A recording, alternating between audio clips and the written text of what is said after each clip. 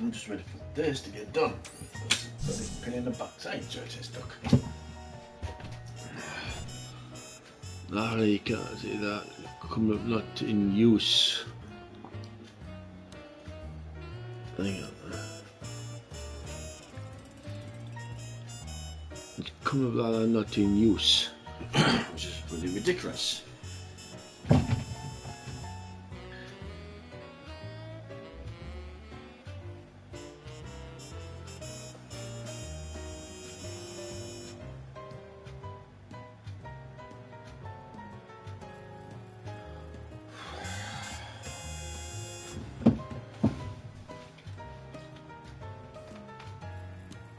He's not the father. That's a ridiculous thing to say. He lives in a different area. He showered outside my mum's house. Now that he's on one birth certificate, he's got a chance of taking that one kid. Now he's not on about two. Now that he's on one. That's what needs sorting out, because you need to stop damn well arguing and think about those two. That's why you're here, isn't it?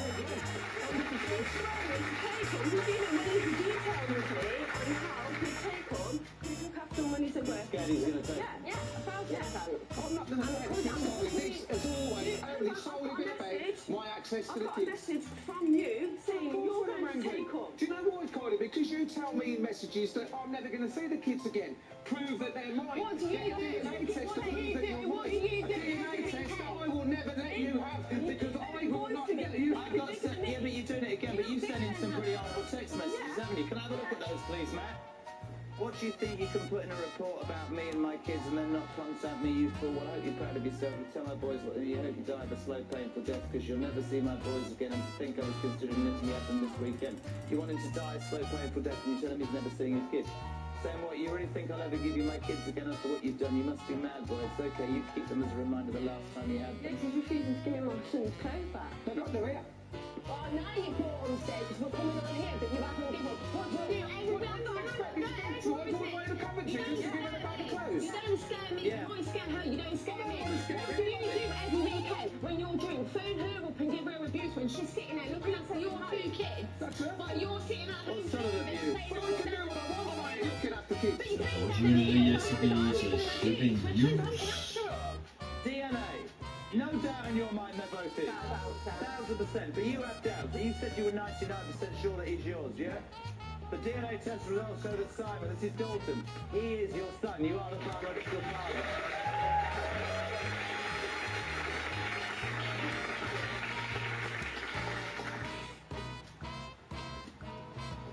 Sweet. Dayton? 1,000,000%. Sorry? 1,000,000%. DNA test results show that Simon is not the biological father. What? 1,000,000%? 1,000,000%. That's not very good, is it? You look a bit shocked. Not a chance in hell that that child... Him? Well, darling, it doesn't matter whether he's the double or not. He's not his father. That's why you didn't put his name on the birth certificate, isn't it? And even your sister's looking slightly shocked. I'm shocked. I wouldn't have known that. I wouldn't have known that. How are you the lie? I always knew you were. You're lying. I'm running him out to her. I'm telling you now. Brilliant.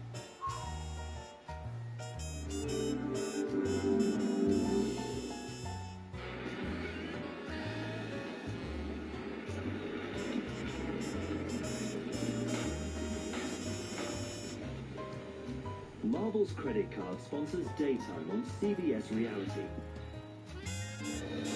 Coming up on It's a Miracle. Before he was even born, a shocking diagnosis. Cancer? What are you talking about? Unborn babies can't have cancer. Now, 2 years later, on the eve of surgery, the most shocking revelation yet. It seemed completely impossible. An unforgettable and timely miracle. Plus, a 63-year-old hiker lost on a mountain. When no one can find her, one man hears a mysterious voice saying, I had to go up and get her.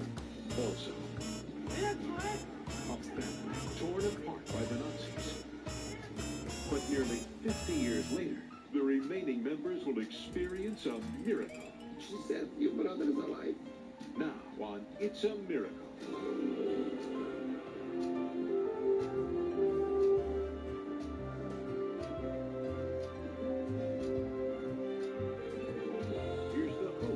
It's a miracle, Roma. Welcome to our show, stories of ordinary people experiencing the miraculous. It's often been said that timing is everything, and when it comes to miracles, that's especially true. Kristen and Mike Connor of Atlanta, Georgia will be the first to tell that in the case of their 2-year-old son Brandon, a miracle came when they least expected it, and not a minute too soon.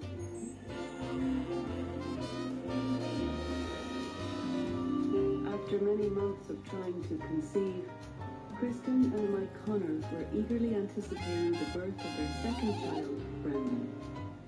It's just an amazing feeling to have Roxanne have another child. We were thrilled. We were very excited. I think that we felt like our second child was even more of a blessing because we had had so much trouble getting pregnant to begin with. But during a routine ultrasound, at 33 weeks along, the Connors received frightening news. Doctors noticed an irregularity on Brandon's spine, a darkened mass. I just recall the perinatologist saying, it's probably not cancer because there's not a lot of vascular activity. And I thought, cancer? What are you talking about? Unborn babies can't have cancer. After Brandon's first MRI, the diagnosis was devastating. Neuroblastoma, an extremely rare cancerous tumor. It was lodged in Brandon's spine. I had read enough about neuroblastoma to know what it was and how dangerous it was. And in addition to the fact that the survival rates are so low, these kids go through such horrendous treatment. It was just a really devastating moment. The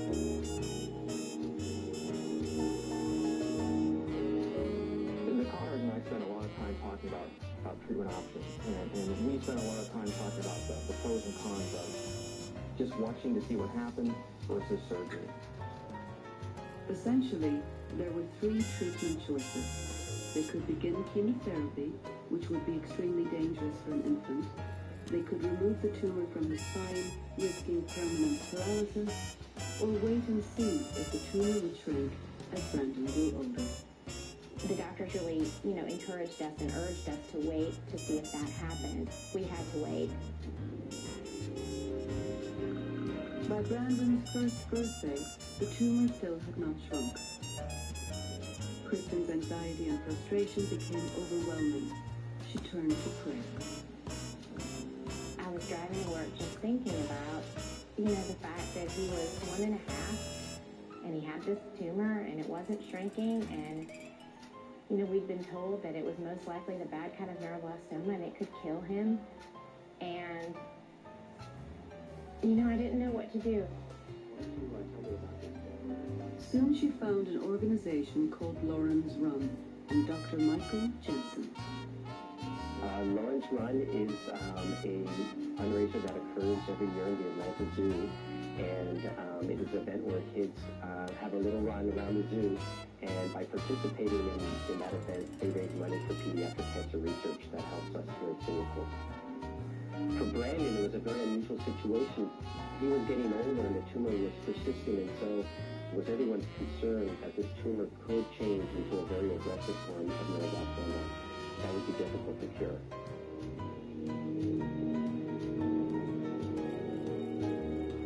By age 2, Brandon's tumor remained the same size. If the cancer began to spread, his survival rate would become less than 40%. Oh, it's just terrible. It eats at your heart because you can't control it. Brandon's health began to deteriorate. He was plagued by high fevers. Meanwhile, Kristen continued to pray. And I just said, God, can you hear me? Because no one's paying attention to my child, and I don't know what to do. I can't do this on my own anymore. Take care of him. I can't do it. And, that was a turning point. Dr. Jensen introduced the Connors to Dr. Catherine Maffei at the University of California at San Francisco. We had encouraged Brandon's family to investigate further to be sure what type of tumor we were dealing with. Dr. Massey prepared for Brandon's surgery in San Francisco. World-renowned surgeon Dr. Nailan Gupta was confident the surgery would be a success. As long as it didn't change in size, and this was determined by his MRI scans, then I think we felt relatively steady. With Brandon's surgery less than a day away, the Connors received some unexpected news from Dr. Gupta. Hello, how are you guys doing? Results from the latest MRI. Brandon's tumor looks like it's gone. It looks like it's gone.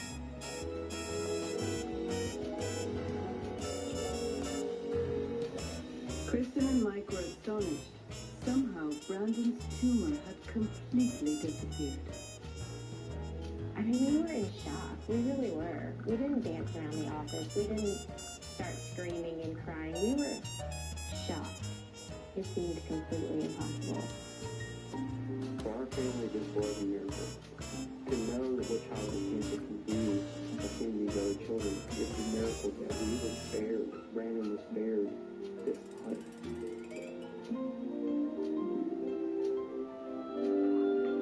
Conventional medicine has no explanation for the disappearance of Brandon's tumor.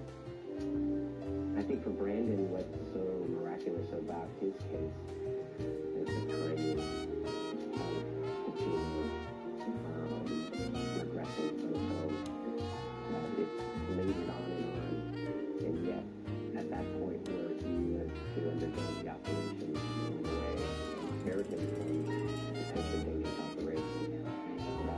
That's pretty remarkable. For the Connors, their ordeal has sparked a lifelong commitment to cancer research and toward ending neuroblastoma.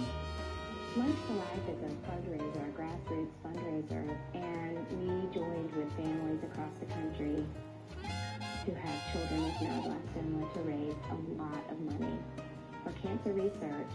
And, you know, my hope is that they'll find a cure for these kids. I feel like there were a series of miracles that led to a super miracle. Of course, the miracle, it's a miracle that Brandon's cancer vanished. When it did, how quickly it did. There's just no question in my mind that that was a miracle. God touched our child, and for us, that is a miracle. We've been given a wonderful gift.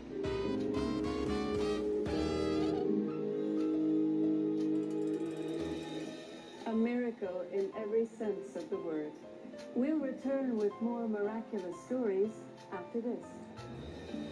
Next on It's a Miracle, a woman is lost. But one man mysteriously knows how to find her. There was no doubt in my mind that he was on a mission to do something very special. Just ahead on It's a Miracle. Marvel's credit card sponsors Daytime on CBS Reality. A violation of trust becomes a violation of the law. A line that's been crossed, now a line of inquiry. A photo of a smile, an X-ray used to identify. Our pursuit for facts, the trail that's gone cold. A strand of hair found is a strand of DNA recovered. The touch of the field matches a fingerprint. A clear cut on the victim, a clear cut motive. An angel taken too soon, a devil captured too late. A life seeking justice, a life served behind bars. Autumn on CBS Reality. Real people, real stories, real crimes. This morning, we received a knock on the door. I assumed again we were surprised. Should I? Oh, perfect. Because they went, who's this? Oh, the cookies went down an absolute stove. You want cookies? This is absolute little fun. These look well like something you can always keep in the freezer. Pull out and it looks like I've cooked them myself. Perfect bowl. Put it all around your back. One day, we'll all pass away. But if you can't afford to pay for your funeral, who will? If your loved ones have to find the money for your funeral and other related costs, they could be looking for over £7,000. So, why not do what I did? I took out a funeral protection plan from Promised Life. If something happens to me, they'll get a fast payout of up to £20,000. And depending on what level of cover you want, protection could start from as little as £1.63 a week. So make a promise of your own. Call Promise Life today on 0800 907 0800. I never dreamed in my wildest imagination it could be anything as big as that. It's just phenomenal. £25,000. Oh, great. I'm such a surprise. I'm always nervous, I know. Get your ticket before me.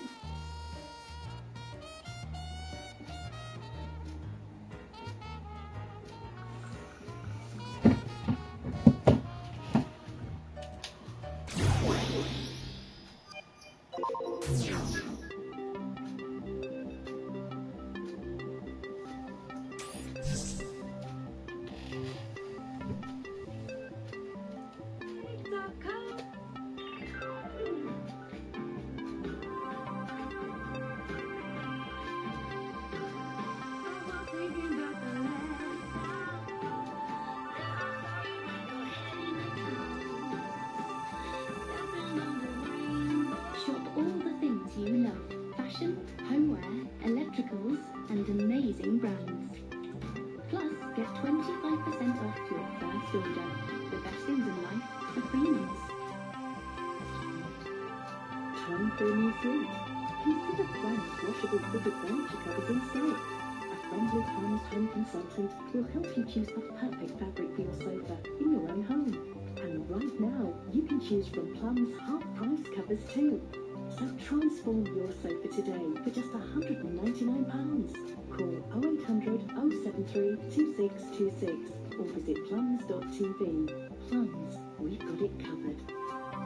This is an appeal to stop some of the most disgusting scenes I've ever had to film. Filming scenes like this is heartbreaking. I've seen children having to drink dirty water from rivers, swamps and holes dug deep into the ground. The water's filled with bacteria, animal waste and disease. It smells disgusting, and every sip could kill. That's why I want you to stop these scenes today. One simple text can help bring clean water to a child right now. Text the word water to 70123 to give WaterAid £3. WaterAid experts are already in communities who need clean water, ready to install life-saving pipes, pumps and taps. I've seen the difference your gift of £3 can make. In the next 2 minutes, dirty water will kill another child. So please, text water to 70123 to give WaterAid £3. Thank you. It takes a stalker. This was sexually motivated criminal activity. It takes a neighbor. Such a personal attack would indicate great rage. It takes an ex-lover. It's the ultimate Dr. Jekyll and Mr. Hyde who finds your body lying in the blood. There may be a serial killer operating. The individual with the gun points it at her, Russell Turner. It takes a killer. Saturday on CBS Reality. Marvel's credit card sponsors Daytime on CBS Reality. Lost and alone in the California High Sierras with no food or water is a terrifying experience, as Millie McGregor of Spring Valley, California will tell you. But she'll also tell you something amazing, like how one lone man was miraculously able to find her when huge search parties couldn't.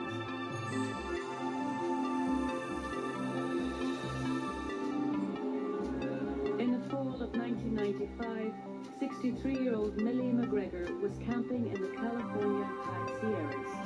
Millie enjoyed hiking and left her campsite that day to climb up nearby Red Mountain. But as she worked her way up the steep terrain, she began to experience severe chest pains. She decided to rest a while before attempting the long climb back down. As she lay there, her only supply of water accidentally drained away. Her situation became even more life-threatening when she discovered that she'd lost the trail. Back at the campsite, Millie's husband Jim anxiously awaited her return. I'm starting to get overworried and getting mad too. Aggravated. I did all sorts of things. She fell, broke her leg, or twisted her ankle, might have been a cougar up there. As Jim waited, night fell on the mountain and Millie was forced to give up her search for the trail. Temperatures that night fell below freezing. At sunup, a massive search began. Over 70 rescuers were called into action. Meanwhile, Millie continued to try to find a safe path down the mountainside, without any luck. However, from her vantage point, she could see people moving near the base of the mountain. Millie began pounding her cane on the rocks, trying to attract their attention, but no one noticed. 20 minutes later, a helicopter flew over, but once again, Millie went unnoticed. As another day turned to night, the search was abandoned. The next morning, suffering from hunger and dehydration, Millie struggled to climb higher, hoping she would reach a clear and open space where rescuers might see her, and as she climbed, she began to pray for help. At that very moment, Randy Spears was on his way home, traveling down a highway near the McGregor's campsite, when suddenly he heard a mysterious voice. I was driving down Highway 49. I got this real strong thought about search and rescue. I'm not sure why I even thought of that, because I've never had ever done anything with search and rescue or even thought about it.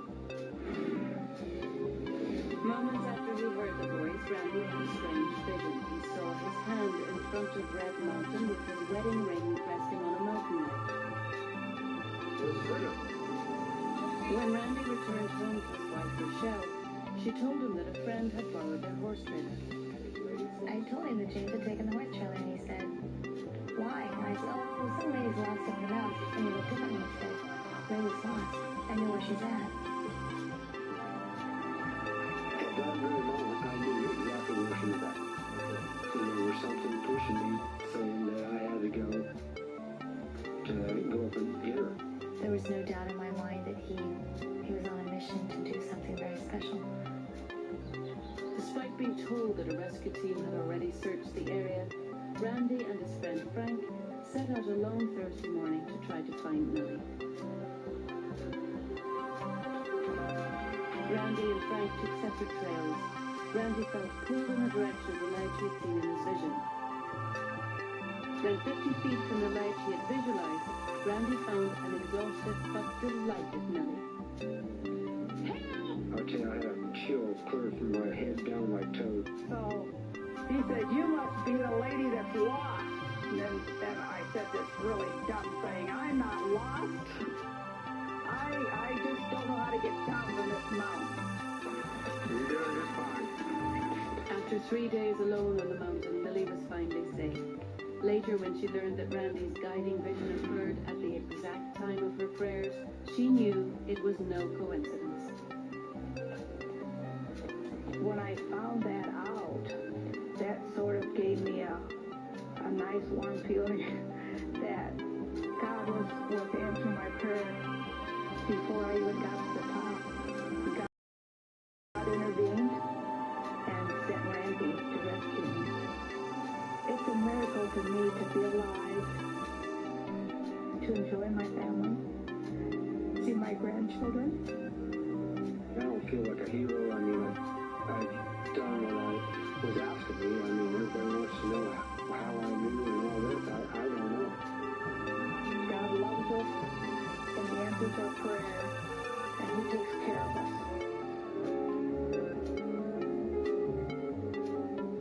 When two dogs run around together, we don't consider it anything more than typical pack behavior.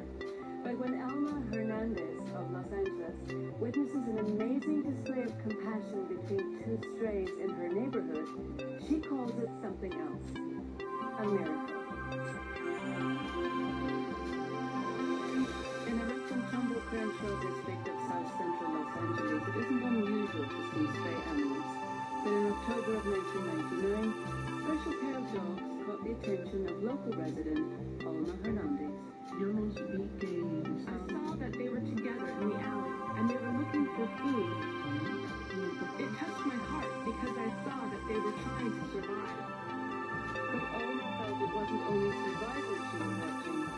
to love. Although they were dogs from the street, she would clean him and caress him, and he would let her, and he always protected her. Eventually, Alma and her daughter Edlin tried to befriend the two strays. At first, they were really shy, really not trusting anybody. It took them a long time to trust us. With everyone else, they were kind of vicious and maybe passive, just abused by everyone around them.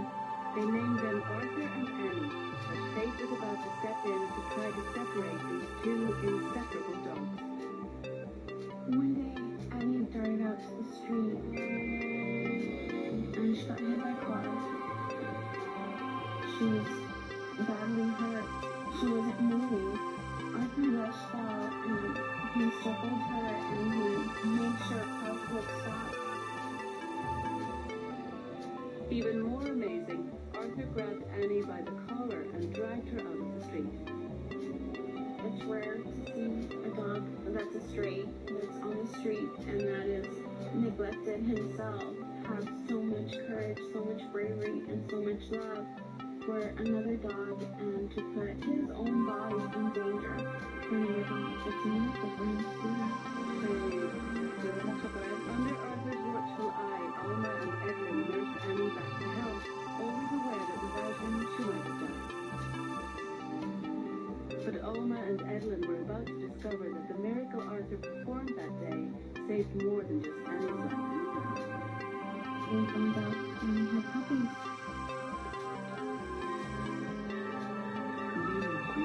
We realized that Arthur was not only protecting Annie, he was protecting the puppies also. After we found out that Annie had puppies, we knew that his family needed help. That's when Alma called Laurel Kinder of the Kinder Family Animal Rescue Service. Kinder Family Animal Rescue. I'm from my goal. I was contacted by andyRmcnair's regarding some puppies that have been born in an alley behind your house. Hi, Alma. We're Kinder from Kinder Rescue. Arthur and Annie were two regular street dogs. They'd been abandoned for a very long time, but I've never seen dogs like these. It's as though they went through something so horrendous together, and he protected her in such a way that she's just connected. Arthur was gone. I'm dead.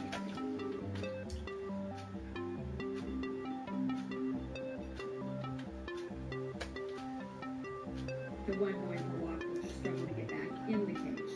They're like glued together almost. They can't be separated.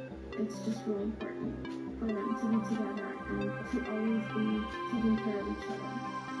There's a true love there.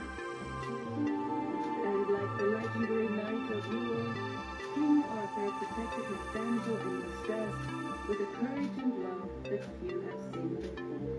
What I saw that day will stay in my memory forever, and it just goes to show me that animals have something within themselves that is rare to find anywhere. It's a miracle.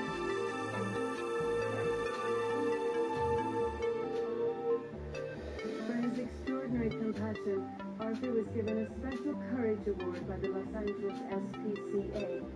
It was the first time an animal received the award for saving another animal's life. We'll return with more of It's a Miracle after this. Still ahead, it's a miracle. A mysterious stranger is the answer to a young boy's prayers for a Thanksgiving miracle. Then 20 silver dollar pieces came rolling out. Plus, nearly 50 years after the Nazi death camps, one family will experience the miraculous. I had my eyes full of tears in my heart. When It's a Miracle returns.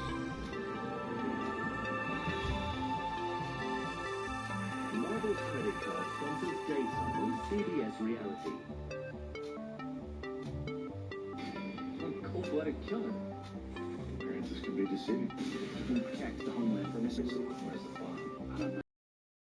Let's see about that. It's not medical. negotiated terms.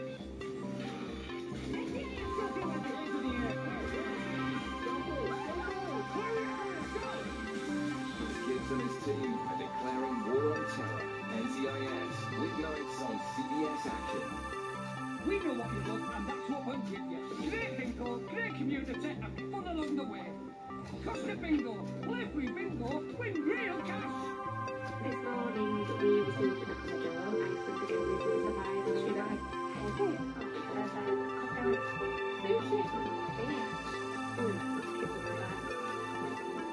The cookies went down in a food store. Cookies! Good boy, the kids absolutely love them. These look well like something you can always keep in the freezer. You can pull out and it looks like I've cooked them myself. Perfect bowl. Put it all around your hand. Mel's jumping for joy. She's just got a Barclaycard initial credit card. It's for people with limited credit history.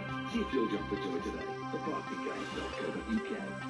If you find searching for hotels a find, keep hotels we find top of mind. Whether you want sunshine or somewhere to be wined and dined, leave the other sites behind and compare deals with Hotels Combined. We guarantee it's the best price you'll find. Hotels Combined, the best price you'll find. Get ready for more action than ever with Sky Sports half price for 3 months. Watch more nail-biting clashes with 126 live Premier League games in the biggest season ever on Sky Sports. And enjoy it all with no contract.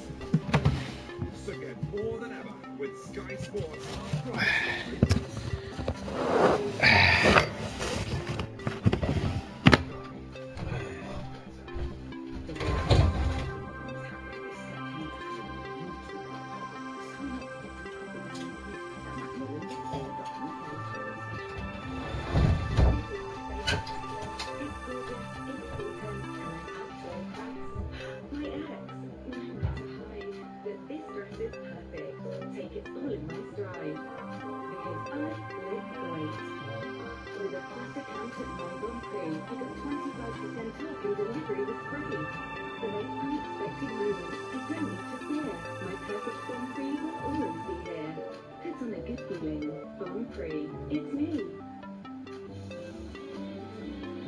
Like mother, like daughter. Always enjoying life. Always making plans. Always need a new outfit. Always going out. Always go to Grattan for the looks you love, the brand you trust, and free standard delivery. Plus, enjoy 25% off your first order. Grattan, always here for you. Here at the Lending Stream, we use our level-headed approach to lending to help folks like Sue, who just needed to get her ducks in a row. Today, it was up the creek without a paddle. How's the new paddle working out, Dave? Move, man, move. Being level-headed, we check to see how much kids can afford and then give them 6 months to pay it back. Apply now and receive your funds within minutes at lendingstream.co.uk. Representative APR 1272%. You got the washing machine fixed! Sure did, thanks, Lily. Check your credit score today for free at clearscore.com. But it's magic in Grujon, Patricia. Free credit score at clearscore.com. What is? This mine? No, Lloyd, it's mine. Excuse me, this mine. This old house mine. Lloyd. Mine. Clearscore.com. Get your credit report and score for free forever. Discover ski scoop mousse, deliciously creamy, yet fluffy with a small, intense strawberry sauce. Ski mousse, give it a swirl. Love can be intoxicating when opposites attract. She was a cop. He was a criminal. She was putting everything on the line just to be with him. She didn't change him, he changed her. And they became partners in crime. This was more than just love. It was obsession. How far would you go in the name of love? Snapped Killer Couples, weeknights on CBS Reality. Marvel's credit card sponsors Daytime on CBS Reality. Welcome back to It's a Miracle. Our next death camps and our current age of mass media. When a survivor of Hitler's Holocaust decides to use the power of television for the good of all, he sets into motion something he could never have imagined. A miraculous visitation from a past he thought was long gone.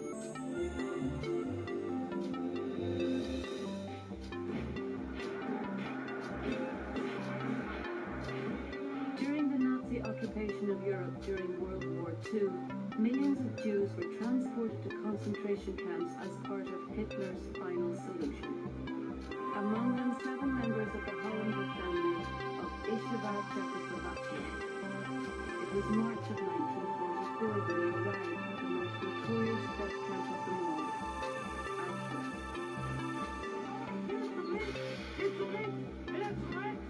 When we got off the train, an SS officer would direct you to go either left or right. None of us knew at the time where we were going. My mother went to the left, and my 3 little sisters. I guess my father had an idea what's happening, but he would never tell us. I ain't never saw my father cry. That first time he broke down. Ernest and Alex Hollander would never see their mother and 3 sisters again. 3 days later, they were transported to the slave labor camp, Allenbusch. We were building a train station and carrying 50-pound bags of cement for 12 to 14 hours, practically without food. In the morning, they gave us a cup of coffee. There wasn't even coffee, it was just something that looked black and tasted hot. And no food for the rest of the day until the end of the day. They would give us a quarter of a pound of bread and a bowl of potato peel soup. The German doctors figured out that you can survive on 600,000.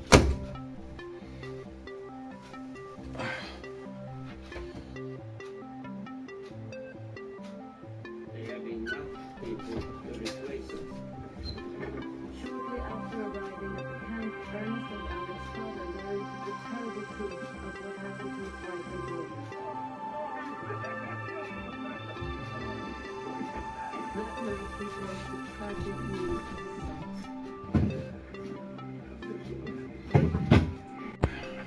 Die Mama und die Schwester.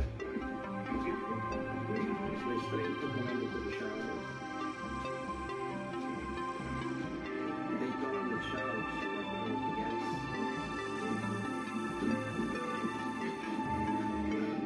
They used cheapest gas that they were able to get, Cyclone B gas.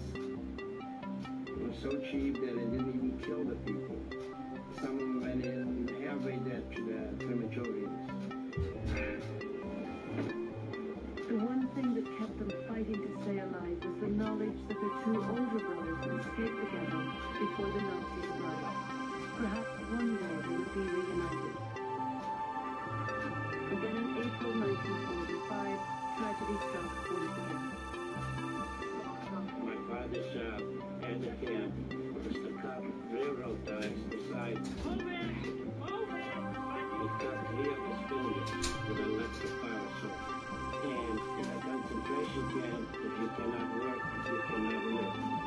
They put you to a cell, starving to death without any medical attention, without any medication, without even a bandage. The 2 brothers were now on their own. Somehow they managed to endure 11 months of pain and suffering. One of the reasons we both survived is that we were together. My brother Ernest would encourage me to hold out another day, another hour. I was 15 years old. At 15, you can be a little more hardship than somebody that's 50 or 60 years old.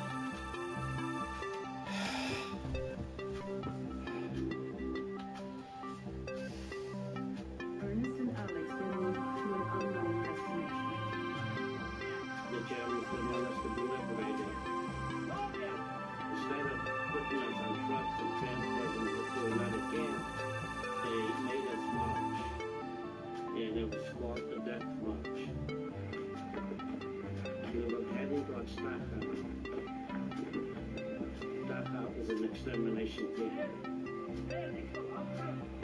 We got liberated on the way to Dhaka. And people said, you are free, you are free. I just couldn't understand that. The brothers had regained their freedom, but the happy reunion they hoped for with their older brothers was not meant to be. It would take nearly 50 years and a miracle for that to happen. We continue with our story about a miraculous reunion.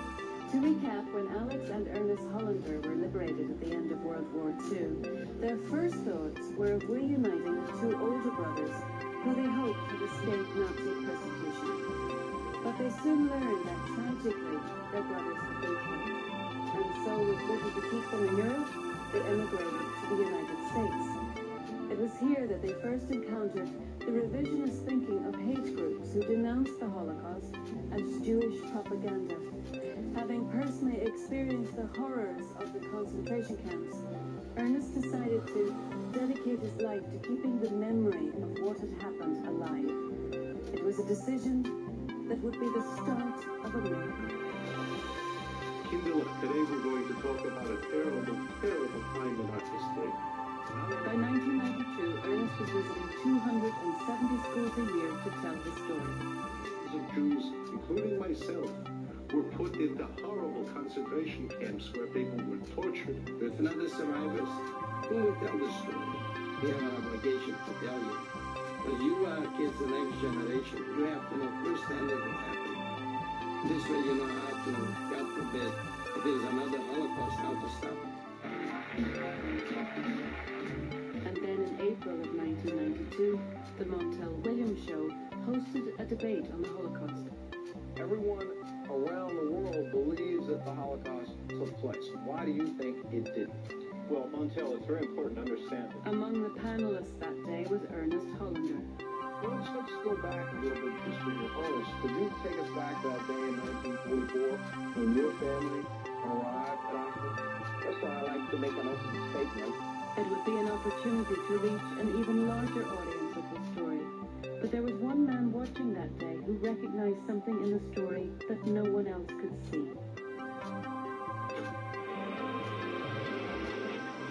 His name was Zika, a Serbian immigrant who was unexpectedly home that day because his children's babysitter was unavailable.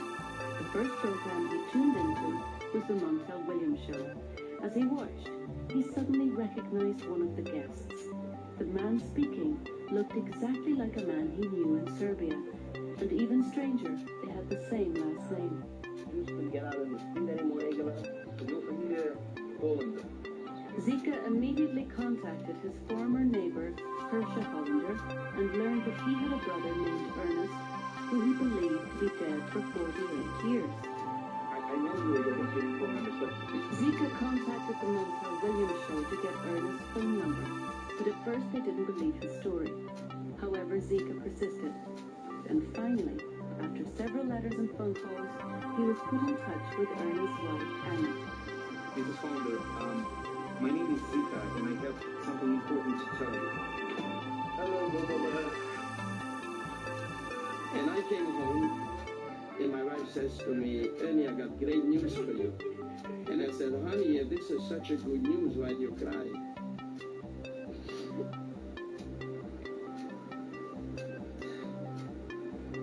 And then she said, your brother is alive. Who told you such a thing? It's impossible. They saw him. We have a memorial. I couldn't believe that because we had already many times people who said, I know your brother is alive. You give me $1,000. I give you your phone number and the address. I didn't believe it. Hello? Yes, Zika, please. This is Zika. Zika, this is Ernest Hollander. Mr. Hollander, thank you so much for calling me. I swear to you, and I think I know your brother is in Serbia now. He's alive, and I spoke to him on the phone. I don't understand this. And he says to me, if you don't believe me, you call him. And he gave me my brother's phone number. Hello. Is this Hershey? And he said, yeah. And I almost fainted. If this is Ernst Hollander. I just couldn't believe it. Then I started to ask him questions, and I never spoke on TV. I said, if he will know those questions, then I believe he's my brother.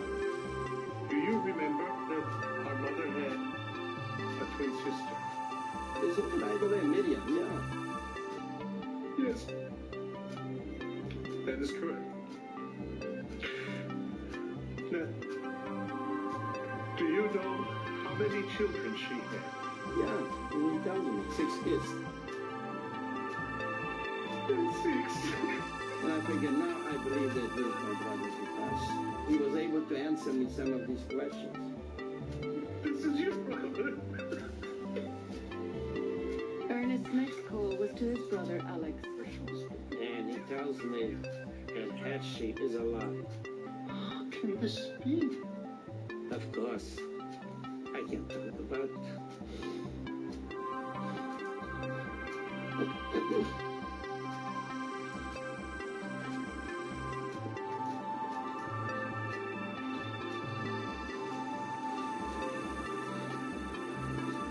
You know, to think of somebody that was not alive suddenly here, 48 years later, that this person is alive.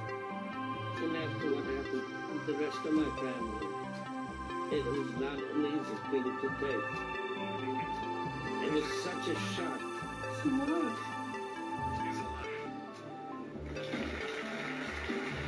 Meanwhile, Zika recontacted the Montel Williams show and explained what had happened. Again, sometimes... The producers decided to take the brothers' reunion a step further. And in October 1992, after being separated for nearly 50 years, Ernest, Alex, and Hersha Hollander were reunited on national television. Please let's welcome the missing piece to the Hollander family.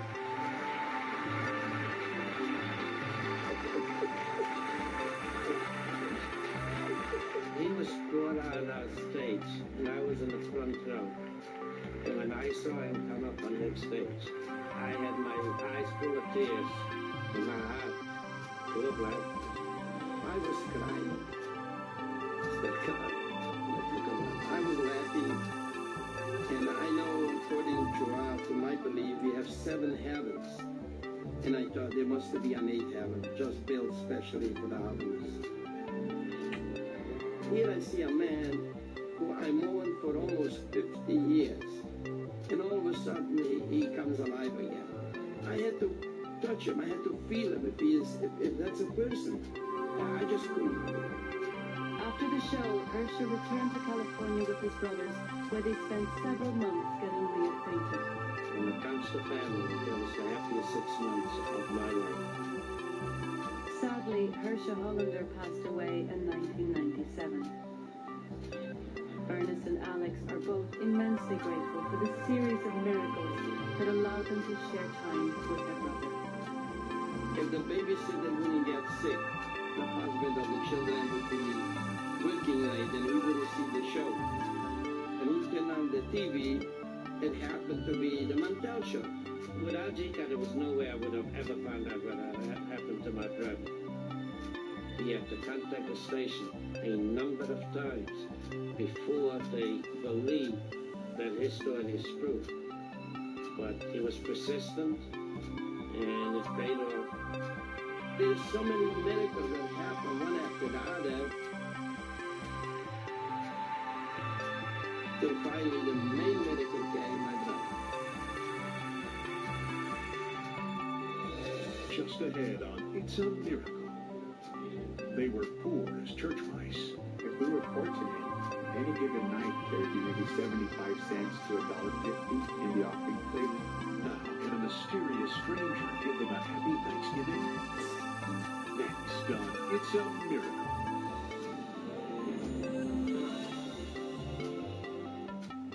Marvel's credit card sponsors Daytime on CBS Reality.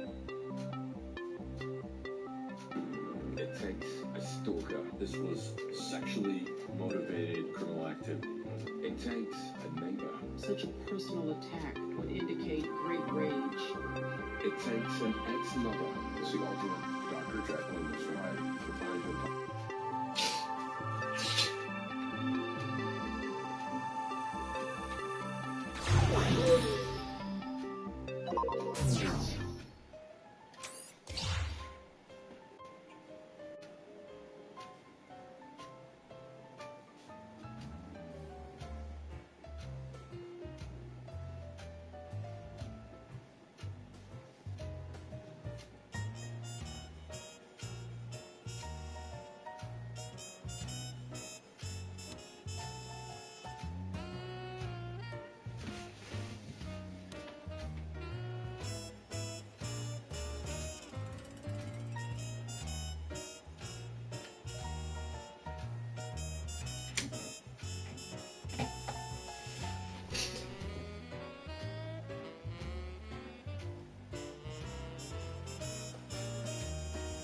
it's working again.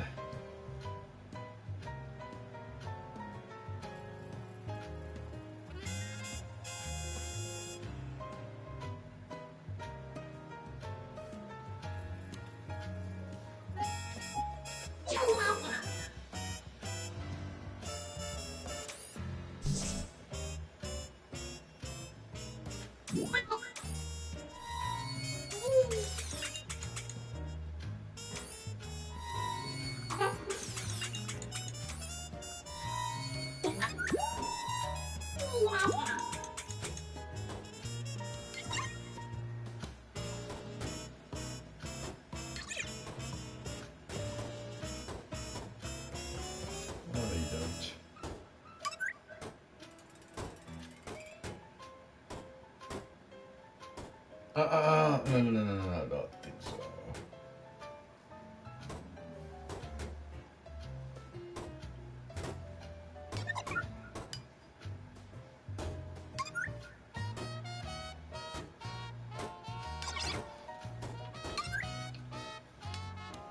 Including special finishes and help when you need it. Plus, it's all absolutely guaranteed. Every time. For any reason. Because you have a vision. And we have your business card. 500 standard cards for $14.99 when you enter TV500 at vistagrid.co.uk.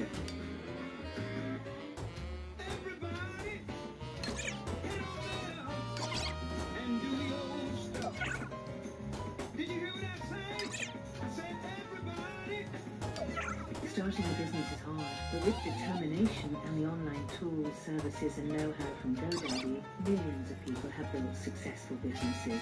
What an idea you think you can turn into a success? We know you can. Go you, GoDaddy. My husband Jim used to put money aside for everything, but the one thing we never saved for was his funeral. I wish we had though. The cost of his funeral and everything else came to over £7,000. A funeral protection plan from Promise Life can help protect your family from the high cost of a funeral for just £1.63 a week. And if you're aged 30 to 79, acceptance is guaranteed and payouts are fast, guaranteed within 48 hours. We'll also send you a free will kit. So to make the promise of your own, call Promise Life today on 0800 907 0800. You have won. Ready? Stop giving me a tax. We won 25,000 on the postcode lottery. How does it feel? Pretty marvellous. What we having for dinner then? I said some chicken chips. Happy days. Happy days. Get your ticket before midnight on the 21st of September. You've made two people very happy. Well done, postcode lottery. Marvel's credit card sponsors daytime on CBS Reality.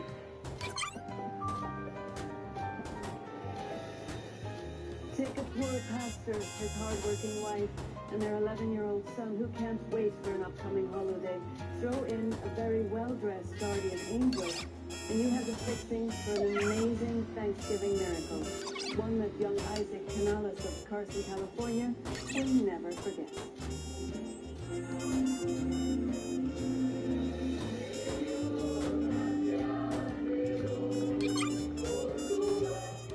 Isaac Canales came about as close as you can get to growing up in church. His father, Miguel, was the pastor of a small, struggling storefront congregation in Carson, California. To start out, there weren't that many people, probably no more than 5 to 10 families at the most. And at any given church meeting, we probably had 15 people in attendance. Isaac's mother, Lupe, was the church organist. Isaac and his sister Elizabeth did whatever they could to help. Sometimes we play the tambourine, clean the church. We do a lot of different odd jobs. Anything that needed to be done, we would do. In addition to being the central focus of their lives, the church was the family's only source of income. Somebody would put in a quarter, somebody would put in a 50-cent piece. If we were fortunate, any given night there would be maybe 75 cents to $1.50 in the offering plate.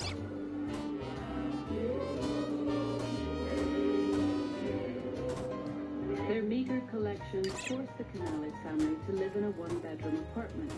Rent was $26 per month. Meals were mostly rice and beans. I don't think that we ever went hungry. My mother could cook rice 20 different ways. She could make tortillas with her bare hands, quickly and fast, out of flour and whatever. She always was very resourceful. The one holiday Isaac looked forward to more than any other was Thanksgiving. He dreamed about that one day's meal all year long. I really look forward to turkey, of course, and plenty of it.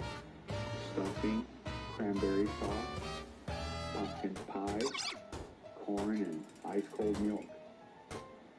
Thanksgiving was special to Isaac because we hardly had any food all the year long. And he was a husky little boy, and he just loved to eat.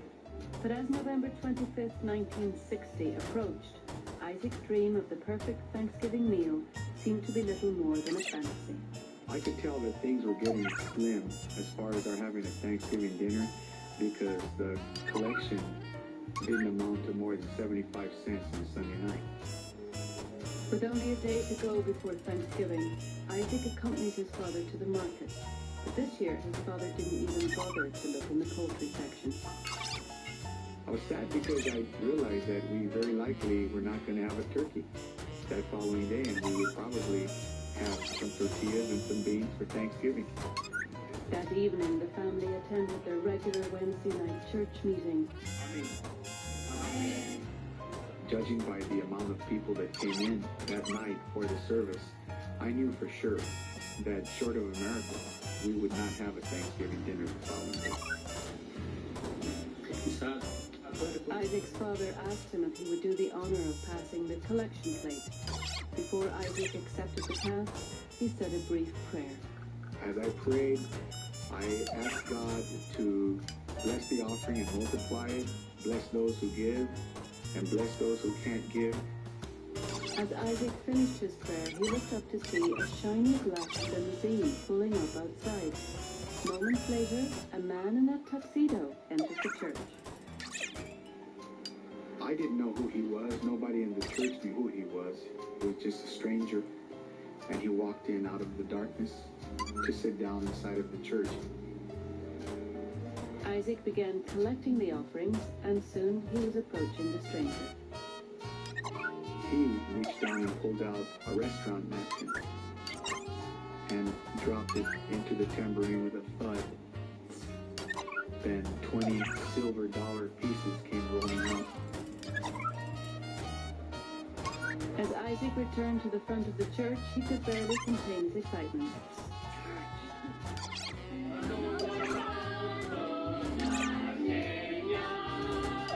My mother immediately pounced on the organ and started playing "Oh When the Saints Go Marching In," and the whole church broke out into song.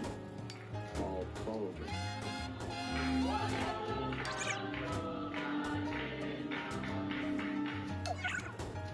When I turned around to look for the stranger, he was gone.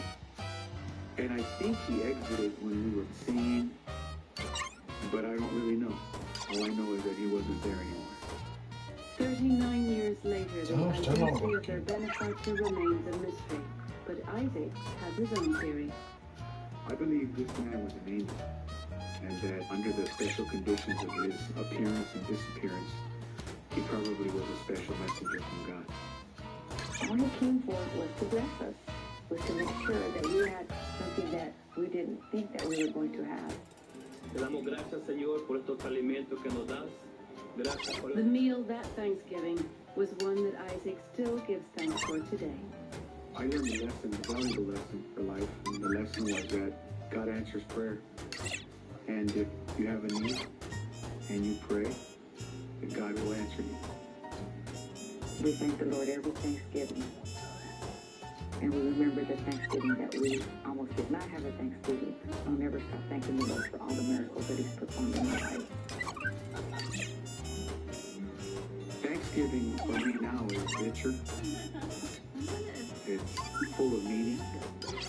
It goes beyond pilgrims and turkeys and pumpkin pie. It is a lesson on faith and a lesson in trusting God. Isaac Canellis continues to be inspired by his Thanksgiving miracle. He has since taken over his father's congregation, which now exceeds 1,500 members. Every Thanksgiving, they give a turkey with all the trimmings to anyone who asks for one. That's our show for now. Thank you for watching, and a special... And to think I was considering knitting up this weekend. You want him to die a slow, painful death, and you tell him he's never seeing his kids. Saying what, you really think I'll ever give you my kids again after what you've done? You must be mad, boy. It's okay, you keep them as a reminder of the last time you had them. You keep them still so far.